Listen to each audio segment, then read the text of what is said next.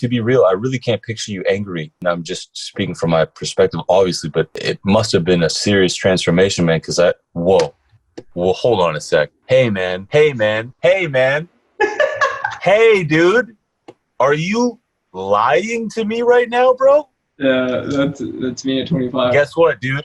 I don't believe it. That's not the same. I can't see anything similar. Hey, bro, I don't see you in there at all, man. So many men today, man, they're not men of impact. They're not looking to make an impact. They're only looking to make an impact for their own bank account. I grew up most of my life being very angry. I was in street fights every weekend. There's a period where like it shifted and I was like, hey, are you going to give up or do you want to try? And like you could always give up later, but you might as well at least try if you're at your lowest point. And that was where it shifted. And I was like, all right, I'm going to fucking go for it now.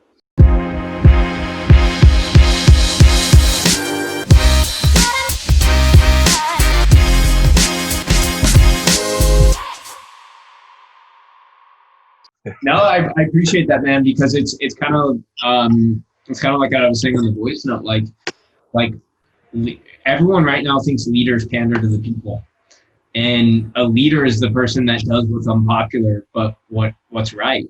And I feel like right now, like the message that you're putting out and the importance of it, of saying that, like, yeah, there probably is injustice, but what should you be focused on? What you can do about it yourself. Not blaming someone else. And everyone, Russell Brunson says that the best way to make friends is throw stones at someone's enemies. And it's like right now you're telling people that are throwing stones at the enemy to throw them back at themselves, and it's very unpopular. And it's very cool to see, man. Yeah, Russell Brunson also says that people don't like give them a new opportunity, not like an improvement offer. Yeah, because an improvement offer is making them take personal responsibility, which is kind of what I'm doing a little bit. I'm kind of like not taking the advice. But that's great, right? Like his advice is how do you sell more, which means how do you pander to more people. But I think movements are started by doing the hard thing and in the real thing and the authentic thing. And if people keep thinking that the way they're going to be able to make their life better is by having the playing field be completely level, their life's never going to get better because it's never going to be level, and we know that. And so, I think what you're saying, man, I really resonate with. And the content thing's interesting. And I don't know if you felt this too. It sounds like you've been feeling this too. Is I haven't put out content. I'm actually just making a video about this, but I legitimately have not put out content for 5 years because the first 2 years it was, I'm insecure. I don't know if I sound intelligent in front of a camera. I don't know if I have good ideas, whatever it was. And then it took me 2 years after that to decide, like, I really want to do content. Like, content is something I should do. But then for the next year and a half to almost 2 years, it was like, but about what? Like, what do I put content out about? What do people like? Like, are they going to like this idea? Are they not going to like this idea? And it's like, bro, if that's the barometer for success, whether people like this or not, I'm always externally looking to understand. And recently, and it was like seriously 2 months ago, I was in quarantine, and what changed for me is I was like thinking about, like, why do I keep coming to this, that I want to create stuff, but then I don't? Like, what's the blocker? What's stopping me? And I had this like moment where I was like just sitting on this hill overlooking this really cool valley where we were. And I was like, if I were to die next week and I didn't share some of my ideas, I'd be pretty fucking pissed. Bro. Yeah, man. Imagine dying with all that shit in your head. No one ever gets to learn it. That you know. No one in history ever has, ever will know the things that you uniquely know. We talked about this on the call today. I just saw you comment on the outro quote from our call. The intro quote was from a guy called Horace Mann, who was born in like 1796. He was like an American education reformer or something. Yeah. And he said, until you have done something for humanity, you should be ashamed to die. Wow. Bro. That's powerful, dude. I love that. And there's so many like men that are lost today, and it's because their goals are just set for their own betterment. And I got Selfish. luckier. What do you Is that say? what you mean? Do you mean selfish betterment? Like, Yeah, like there, it's only selfish goals, and I think like the real goals that as men we have to set is like we need a mission, and the mission has to be outside of having the best hut in the village and the dopest canoe, and like it's like the cool thing is if you help the greater mission, if you help the whole village, you can also have the dopest hut or a dope hut, and you can have a great canoe and all yeah, the stuff, but like so bat many cave even. what do you say? Even a bat cave. Yeah, even an owl cave. Um, Oh yeah. so, so many men today, man. They're not men of impact. Like they're not looking to make an impact. They're only looking to make an impact for their own bank account. And that idea of just making an impact for your own bank account is like what you just said in that quote. Like Horace Mann said, you should be ashamed to die if you haven't done anything for humanity. And like, that's why I think a lot of guys are lost, is because their mission is solely focused on them, right? Like what's the quickest way to be depressed? Only worry about yourself, only worry about your life. Like, is that why you come across so happy? Because you're always like taking care of everyone? Maybe, I don't know. I think I didn't know I came across that way, but you do come across like you're always like vibing, always chilling. I mean, we haven't hung out that much, but like I never seen you in it. It's here's the thing is like even though we don't know each other that well, if you were not feeling that way when we weren't hanging out, it would come through when we were hanging out, but it doesn't at all. You're one of like very rare few people that I can think of who I've met, and I met tens of thousands of people, specifically in the self-development community. And you always like, you're like a special guy. You and I wonder if some of that is like, I mean, I don't want to credit it all to just I'm sure there's a lot of different things, but I wonder if part of it is your mission, your commitment to helping your brother in the Amazon and his tribe. Is it right? Amazon? Yeah. And all the work, that kind of work you do, and also kind of like the example you set with your crew and the people around you and the people who come into your circle and your world, your home. Yeah. Dude, that's probably a big part of it. I grew up most of my life being very angry. Really? And, like extremely angry. And like I spent a lot of my life, like bro, I was in street fights every weekend for years of my life, like at least 2 to 3 years of my life, like looking for fights or getting in fights because I was resonating at such an anger level that it came to me all the time. And so this new me that's been built over the last couple of years is so different than the old victim me and the old me who was so angry. And it's completely new. So I'm glad to hear that. Like I truly feel 5 to 6 out of 7 days of the week, I feel fucking really happy.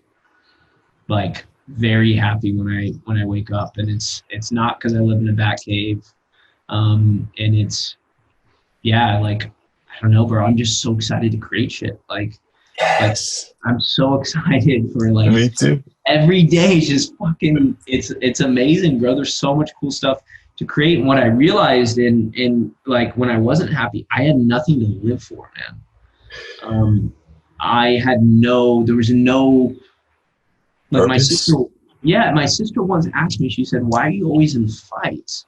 And I said, because people disrespect me.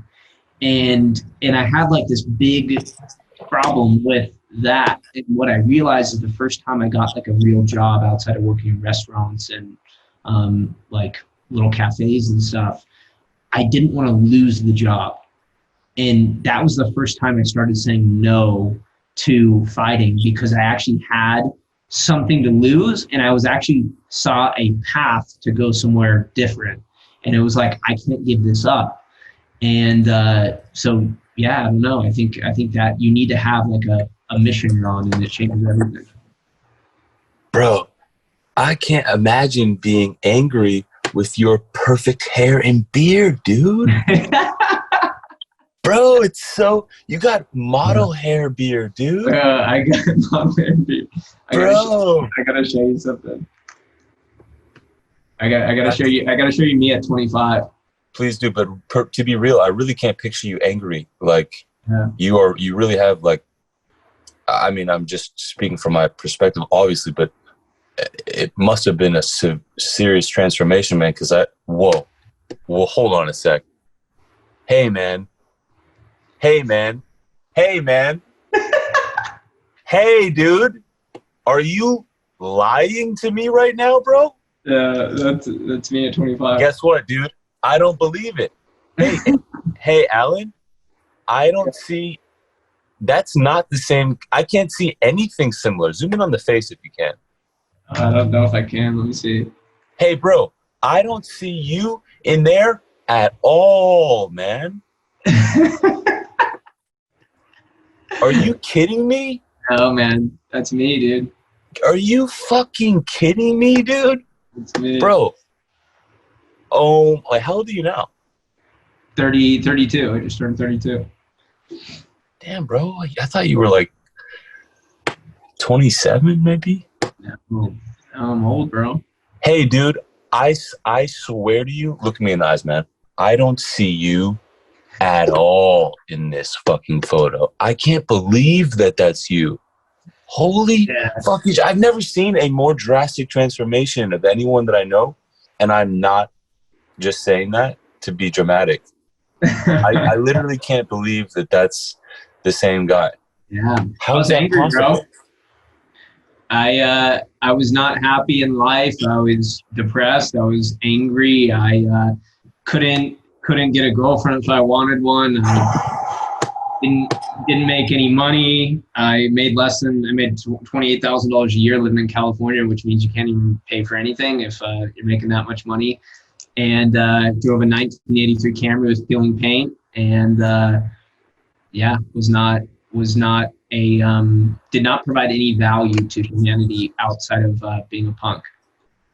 Okay, so if I can just try to get over that, because it really is shocking. I'm not trying to be dramatic. It really is shocking what I'm seeing.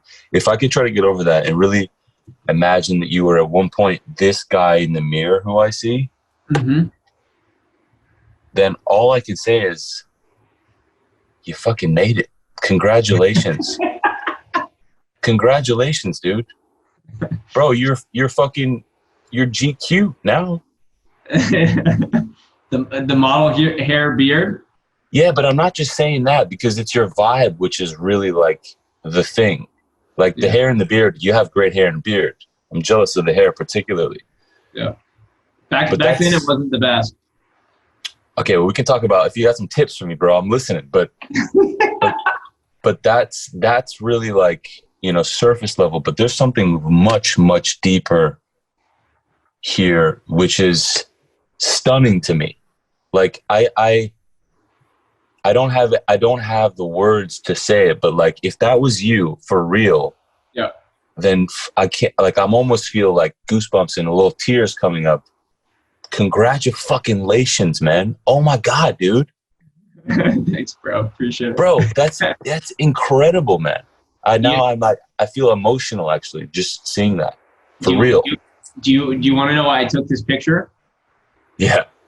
Because I had worked out for a month, so I was in shape. That's the best. That's the best. I worked out for a month, so I was in shape. So I took this picture. I'm like, yo, I'm on my way. But bro, I seen your tits on Instagram recently, and they're popping. Thanks, bro. Now the tits are popping for reals. Thanks, bro. That's insane.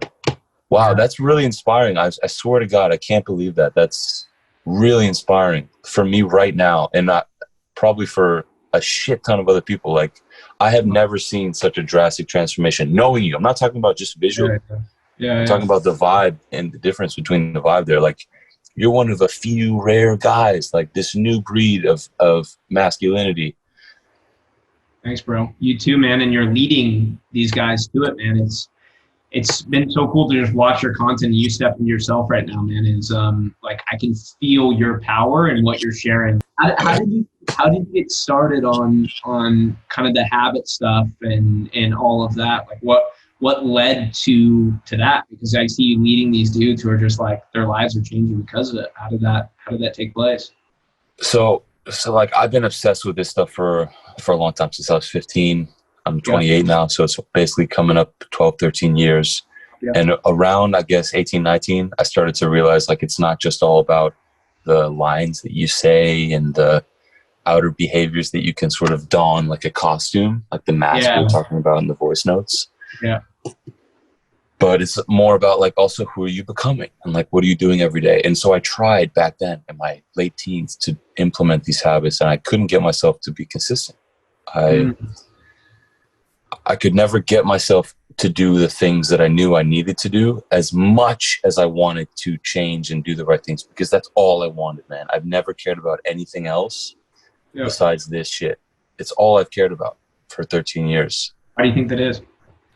Well, I had a really overprivileged upbringing, and I had amazing school, amazing family. You know, like it was not all perfect. Definitely had problems, but like as far as I didn't know any different. So in my situation, it was like the mind finds problems, and in my case, it was easy to make those things worse because I would really just beat myself up and like I found myself at 15 basically thinking a lot about how much easier it would be to be dead. And I'm not saying I was ready to kill myself, because I wasn't, but I was definitely constantly thinking about just how much I didn't want to be here and how much I just wish I could not have to do this life thing. And I started to make really bad decisions. I was drinking and driving all the time with my friends before I was even allowed to legally drive people and shit like that, you know? And I got away with it for a long time. Like going bad. It was bad. It was bad because I just didn't care. Like I just didn't care. You know, if I died, I just didn't care. I just was like nothing. I had no reason to keep on going. I was convinced that I was going to be alone, uncomfortable, hating myself, with no girlfriends, no cool friends, forever. And I was going to be stuck in that hellish prison that I had created for myself unknowingly for the rest of my life, that was going to continue to get intensely worse with each new day. And that was absolutely terrifying to me, especially the fact that I had no control over what I was doing. Like I needed to go to school, and then I needed to get a job, and then so that really was, there's a period where like it shifted, and I was like, hey, are you going to give up, or do you want to try? And like you could always give up later, but you might as well at least try if you're at your lowest point. And that was where it shifted. And I was like, all right, I'm going to fucking go for it now, because I've already given up pretty much. So let's just see what we could do before it all ends, right? Before the lights go out. Yeah. Fucking hell, man. So what led to that behavior of being reckless? Just not caring? I just didn't give a shit. I was depressed. I hated my life. I hated myself. I hated life in general, because I just didn't see the point. It was just felt like constant pressure on me, constant pressure from within. I couldn't express myself. I couldn't connect with anyone. I couldn't talk about what I was feeling, what I was going through. I was just living life alone. Yeah. And in a very dark. You didn't like who you were living it with. Yeah. Didn't like my company, bro. Yeah. Damn, bro. I feel that, man. I think for me, a long time, I never really felt like love from my parents. Like I've actually really, I have really good parents, or my mom really cares, but there was never, like, she really cares. Her life's dedicated to her kids, but there's never a connection. Like I felt like she never knew who I was. She never knew who I was. So like I never ever felt love. And the only way that I ever felt love was from females. Yeah. And so I was constantly on this chase of like, how can I get love from females? And it constantly evaded me. And so like, it was just like, I remember just, dude, I couldn't go to sleep at night because I like had to text girls and feel a little bit of love to be able to go to bed. And I couldn't even like, it was just like that. I needed love so bad. I was so starved from love from so much of my life. And I think that manifested for me personally in anger, of being angry at the world. I grew up in Africa, part of my childhood. So it was a really, really difficult time. And I had a lot of anger from that. And so what happened, man, is that anger was in me, and I was seeing anger in the world, and I was reflecting. And so I was getting in all these street fights. And I remember the first day I ever took mushrooms, I felt universal love, and it completely changed my life.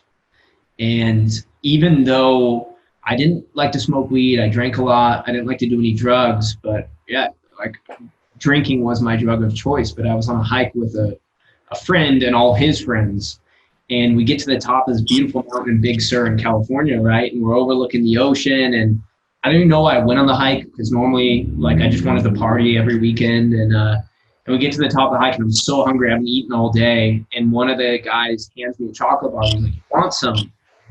And I remember I'm just putting this chocolate bar in my mouth. My mouth is like salivating, and I'm so excited. And right as I go to put it in my mouth, he goes, wait, there's mushrooms in that. And I didn't know anything about mushrooms. I'm like, okay, like I don't give a fuck. And I ate it. And I remember I look at him and I'm like, what happens now? And he's like, you have 30 minutes before you're going to start laughing your ass off. So get your tent set up. And I remember probably 25 minutes into it, my tent is 3/4 of the way set up. There's one more pole that needs to be put up. And I look over at him, I start laughing hysterically, and I fall on top of my tent. And for the next 6 hours, I'm on my tent giggling and looking at the stars and the sunset. And what I felt after that experience, man, is I felt like I had this balloon of anger at like 98%. Anyone fucked with me, anyone did anything, like legit, I would throw hands so fast. And like that was like something that I was proud of. And I remember like it just deflated like 50%, maybe even more, maybe even 50% after that experience. And I started feeling love, and then I ended up getting a girlfriend, and like things changed from there. But man, it was that was a life-changing moment for me. And I think like connection, it wasn't connection with someone else, it was connection with myself. But like when we're starved, like you're talking about, from human connection, we don't feel connected, we don't feel like there's a reason to live. Yeah. That's why we're here. We're here to connect, man. And the thing that I worry about is right now we're more technologically connected than ever before, but inherently we're less truly connected. And that was before quarantine too, bro. That was before quarantine for sure, man. And now look at us. Yeah. Look at it. There's anger in the streets. There's anger in the streets because people don't feel loved. People don't feel connected. We're in an interesting place, man. Bro. Dude, you're such a boss, man. Cheers to you, dude. Thanks, bro. I'll cheers you too. Let's go.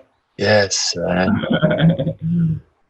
Wow, it's really, really awesome. So you stumbled on that fucking early. And what happened after you stumbled on self-development, personal growth? It gave me hope.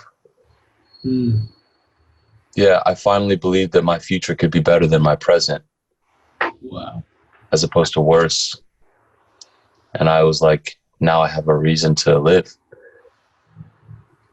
Wow. Like, let's see what I can do. Let's see what's possible. And dude, there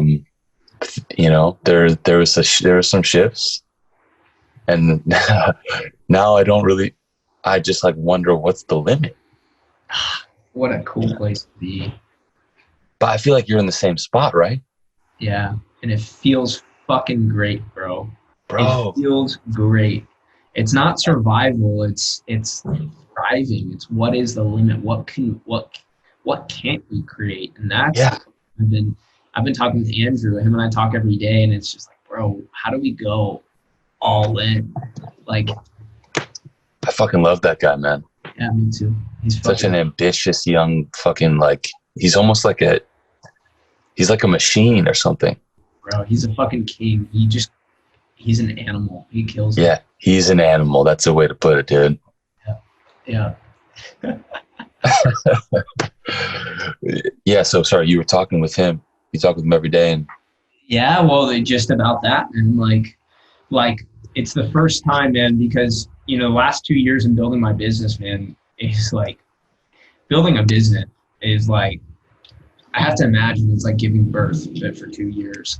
Like it's just horrible. Like a lot of the time it is, and it was really tough. And I'm coming out of the haze and realizing that so much of it's mindset, and and it was the wrong mindset for 2 years of it. And now I'm getting to this place where I'm like, fuck, it's all possible, man. Like, why was I, one, tripping out about it? And then two, like, it's a game now. It's the first time I realized it's a game. And my emotions were so tied up in it before. So I rode the roller coaster every day of just like sad, happy, just like all this stuff. And now I'm just like, learning to detach myself emotionally from it, and it's so enjoyable, and it makes me wonder, like, what is the true limit? bro, that's really what drives me most. Like my biggest selfish driver is what is possible. I need to know what's possible. I talked about this with Brett too. I need to know. Yeah. I've already surprised myself like multiple. You know what's behind that door. Yeah, dude. Like, how far can we take it? How far is it possible to take, Yeah. And how many areas can we just blow our own expectations out of the water? Yeah. I sometimes do this experiment where I look back on my life, a year ago, and then I think, like, what at that time I think was possible, and how much more ready was I to achieve bigger things than I believed I was.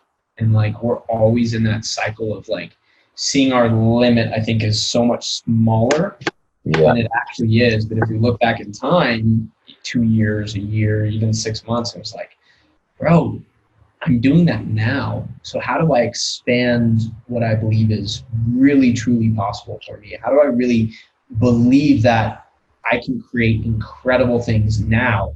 Not when I do all my habits right, not when, like, now, how do I do it right? Right. Yeah, man. That's the question I'm thinking about a lot right now. Is it regards to content for you particularly? To everything, business, content. Yeah, I think more business wise, for me, it's like, how do I go bigger with my business? How do I not make 5 million the goal? How do I make 50 million the goal? And that's kind of like the thing that I've been thinking about lately. And it's like, Tim Ferriss has that like prompt. How a great mental exercise is take your 10-year goals and then ask yourself how you accomplish them in 6 months. And like, that's I love that. And for you right now, which business has you most of your focus? Right now, Sacha does. So my agency has a big, I would say the majority of my focus, because I'm starting to scale. In the next 5 months, I'm looking to fire myself essentially from the business. And so I want to just play a founder role, which means I just help out with our projects in the Amazon, and then I help kind of the greater guidance of the company. But I want to have a CEO in place and like not be running the day-to-day operations at all. That's beautiful, dude. Yeah. And then I have some other ideas. That's where the content's starting to come into play. But like we talked about, man, like the content thing's scary. Like creating content, posting it is scary, and like getting over that fear. I feel free now because I feel like I've gotten over 92% of it. I still got 8% in there of fear and judgment and all that stuff, but it's so much different than what it used to be. What would it be? What do you think that 8%, if you could let go of that 8% and move to the next cycle, what does that look like if you were 100 right now? Like, obviously it's going to grow over time and change, but what do you see at the end of your headlight? Yeah, I think there's still a question. There's still a voice in my head when I'm coming up with content or I'm creating it. It's like, will people like this? Yeah. Like, a lot of marketers will tell you should be asking that. But Yeah. I disagree. I think that you think that. Bro, I think I have to just be creating content that's for me. And the more I do that, authentically me. So one of the things I've been trying to do is I meditate in the morning, and I try and come up with my content ideas right after meditating, because I'm most connected to myself. So, and part of it, yeah, if like there's people in my community and they're like struggling with something and I feel passionate to help them with that, then I'll do that too. But it's not what I used to do when I would help clients with content development, which is like, what does your audience most want? It's like, fuck that, bro. What do you most want? What do you need to share with the world? Because that's the content you need to create. It's not what your audience most wants. It's like, speak from the heart and you will create the right content. Man, I can't tell you how fucking much I agree with you. I'm so glad we jumped on this call and we could talk, man. I love you, bro. You're a fucking stud, dude. Oh, is this the fucking Viking that I've been seeing? That's the Viking cameraman? Yeah. Say hi. Hey, how you doing? Hey, brother. What's up, man? We just got connected recently on Instagram. Yeah. Yeah, it's Juan. It's Alex. Juan's as jacked as they come, bro. This dude is disciplined as fuck. 4 a.m. every morning, 2 hours, just working out. I thought that was that guy from Pornhub for a second, you know? Yeah. Johnny Sins? Johnny Sins, bro. Yeah, I have heard that before. Dude. Good shit. Okay, bro. Nice to meet you, bro. Nice to meet you, my man. Okay. Yeah. Good stuff. Brett has both. Yeah. Anyways, it's a tough. We were basically saying like that thing to create it for ourselves. Yeah. There's not to fully separate. Yeah. Is not easy because we really have to only rely on our own judgment. Yeah. And then expect that we're going to get negative feedback from that, which we will. And then it's almost like we have to switch energy sources or something, like really fully unplug from the, I don't know, regular electricity into solar, but we can't like keep one plugged in because then we're going to get like negative feedback or some shit. It's not a really good analogy, but I think it is. I think that you really have to change your fuel source completely. Right. That's what I'm trying to say. Yeah, you said it better. You can't even mix, man. Wow. Like you can't use fucking gas and diesel. Yeah. In the tank. Like if you put them both in the tank, your car will fuck up, right? Yeah. It's funny, man, because even when I put out my first piece of content, I sent it to a couple people and I said, hey, can you give me your feedback? Fuck that. Yeah, I agree. I like that. I mean, maybe if it's for a sales page or something, right? Yeah. But like if it's this mission-driven content, like have you ever seen that video of Pharrell with Maggie Rogers? Mm-mm. I'm gonna show you this real quick. Who's Maggie Rogers? She's she's like a musician. Let me show you real quick. Oh, is she when she's like a young student sitting next to him? Yeah. And he's like, yeah. Yes, I have seen that. And he's like, holy shit. And he says something. He says that like, I forget how he words it, but he says like, what you made, I can't critique because it's unlike anything I've ever heard. Fuck. It's unlike anything I ever heard. So I can't even give you feedback because it's you. And that's how I'm trying to look at content, is like, I want to make it so me that it's not like, and it might have flavors of other things. That's normal, but that's the way I'm looking at it, because that's how you create something revolutionary, which is like completely different, is creating things that are just relevant to you. And I think the thing that held me back for so long is like, bro, I'm multifaceted. I love talking about men shit. I love talking about business shit. I love talking about travel shit. And I had these people in my ear that I respect being like, let a niche down. Yeah. Digital nomad, or, men shit, or this shit. I'm like, fuck that. I'm doing all of it, bro. That's me. Renaissance man. You're a Renaissance man. Now let's go. Yeah. That's it, man. And I feel the same from you, man. You have some very strong interests, but the more people get to see the different facets of you, the more people are going to want to follow you, not just your 5 tips on how to do X. Yeah, man. Fuck, I so agree, dude. And with all of it, people saying niche down, I agree with all of that, man. And you're one of the few people I've ever heard who agrees with me on that small thing. And you embody it to the degree where I'm like, yeah, I'm going to treasure that piece of gold from Alan, not from these fucks who are like, no. It says here, right here in the analytics, that you need to fucking niche down. Fuck off. Love it, man. What are you working on right now? And I know you're working on some of the habit stuff, the men stuff. Tell me more about that. Yeah, so the habits were never my strong suit. We kind of got off track. I remember you asked me in the beginning, but it was never my strong suit. I never figured it out. This last year, 2020, I figured it out. It mostly was about lowering the bar and prioritizing consistency over intensity. Those are some of the main tenets. Floss one tooth. Sorry? Floss one tooth. Yeah, that exact thing. So, but do it as often as you can and track it, basically. And that was, I've been doing it since February. It's going great, and the guys are killing it as well. That's just the basics, though. It's not my specialty. It's just what we all should be doing to take advantage of,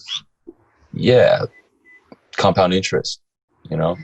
That's how I see you, dude. When you're like, when we first met, it was like, there's a difference between caring. Like, this is the distinction, the kind of what we're talking about. The old mentor told me, it's like the difference between impression versus expression. Like, are you trying to impress other people, or are you trying to express yourself? And you never had this trying to impress vibe. You were just trying to express yourself, which is like, really what that is love. It's like, you're like, here's my heart. I'm putting it out. It's right here. And it's love, like unabashed, unrestricted. That, bro, you're hitting it so well, because that's exactly what I feel right now. That's all I want to do, is I just want to become more free and allow other people to do that too. And, the Marianne Williamson quote, where she talks about that, like, by letting your own light shine, you give other people the permission to do the same thing. It's one of that and the Man in the Arena, which I saw on your Instagram, one of my 2 favorite quotes that exist. And you know that one before already? Yeah, I love it, bro. He's someone I study a lot, actually. I don't know. I barely know anything about him. So he has a book called The River of Tao. That is so cool, man. Theodore Roosevelt is the biggest badass that's ever lived, or at least in the last 500 years, 300 years.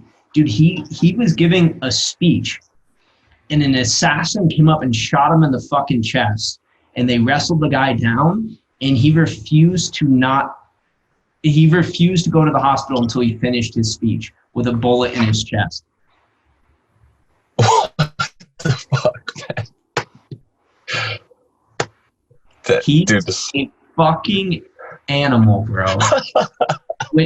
when he stopped being president, dude, he went to Africa when you used to have to go to Africa by steamship, and he lived in the African bush and hunted lions and shit for 2 years.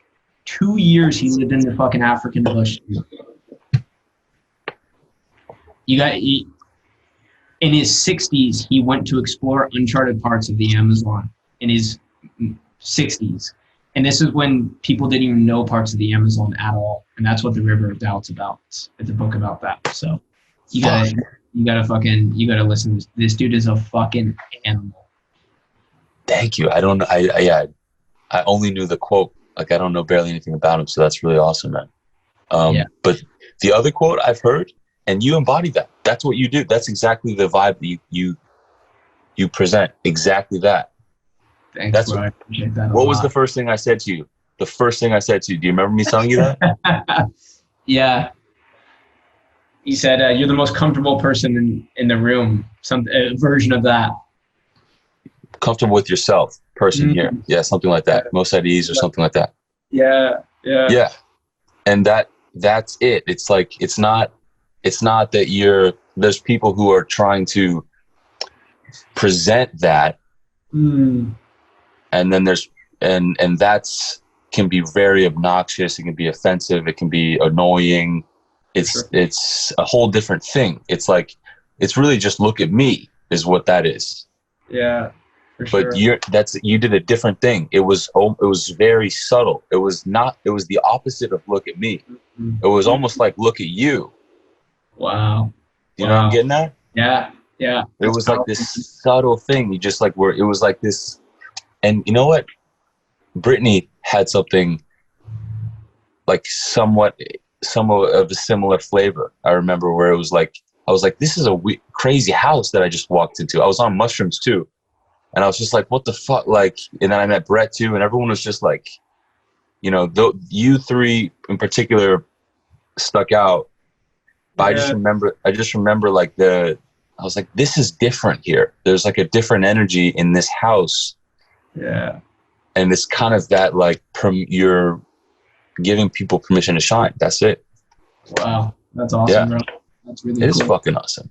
That's I really appreciate that feedback. It's it feels great to hear. And I think I feel so blessed about the community of people that we have around, like even just this crew of guys, you know, on Instagram, from Lamar to you, to Brett, to Andrew, to Logan. Like it's just a dope community of people that all truly want to see each other succeed at a very high level. And it's so different than even my friend groups in the past used to be, where it was like you just clowning on everyone and making everyone stay in their box and stay small. And it's like, what a cool group of people that are around where we can all just want the best and want each other to shine. And that's why, like, even when I saw you putting those messages out this morning, I'm like, fuck, bro, like this has to be a YouTube video, because like you're dropping fire, and you're not only doing that, you're being an absolute leader because you're going into the fire to drop your message, which is like everyone is running as far away from that burning building as possible. And my man Alex is going right into it. And like that's exactly how I feel about what you're sharing right now. And it's so polarizing, and you're speaking capital T truths. It's not opinions. It's things that everyone knows deep down is true. And people that feel it and they know it's true, even if they disagree with it, there's truth behind it. And it's like, have you read Power versus Force? No. I know sort of the concept, but no. Yeah, I would highly recommend it. He talks about the different stages of like energetic beings, or, you know, like the stage that anger's at, or the stage that truth is at. And like what you're sharing, even if people disagree, it might make them angry, but there's a level that they're going to have to respect it, because it really is truth, and people can feel that. People know that, like, taking personal responsibility. I appreciate this time, man, and being able to connect with you. And I really believe right now you have this really unique opportunity to really grow your influence as a leader. So I'm excited to see what comes of it. Bro, you don't even know. You've just awakened the beast. I'm about to get real obnoxious. I'm gonna try to wait a few hours, but but maybe not. Like I'm just gonna. This is really valuable to me, and I'm gonna use the encouragement as rocket fuel. Let's get another chat in. Love you, man. Appreciate it. Let's talk soon. All right, bro. Peace.